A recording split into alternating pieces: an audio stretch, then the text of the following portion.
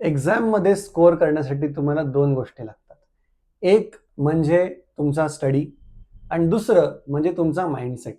Yes, एक्झाममध्ये score करण्यासाठी फक्त अभ्यास हे एक गोष्ट नसते. तुम्हाला एक माइंडसेट पण लागतो. मग तो माइंडसेट कसा डेव्हलप करायचा की मी एक्झाममध्ये जाऊन स्कोअर करेल?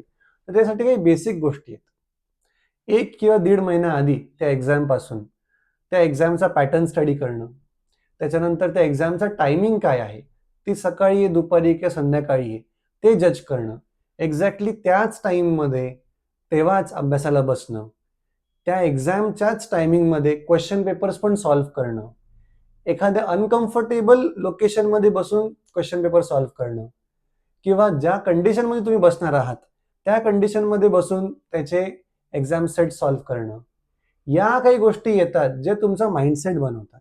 याच्या व्यतिरिक्त जेव्हा तुम्ही एक्झाम हॉलमध्ये एंटर करतात, तेव्हा तुम्ही असा माइंडसेट ठेवा की मी जो एक्झाम पेपर देणार आहे त्याच्यातलं मला सगळं येतं. मग तो पेपर जेव्हा समोर येईल तो मी पूर्ण अटेम्प्ट करू शकेल. या जर गोष्टी तुम्ही फॉलो केल्या तर स्टडी एक पार्ट झाला, पण तुमचा माइंडसेट तुम्हाला डेफिनेटली स्कोर वाढवून देईल. थँक्यू.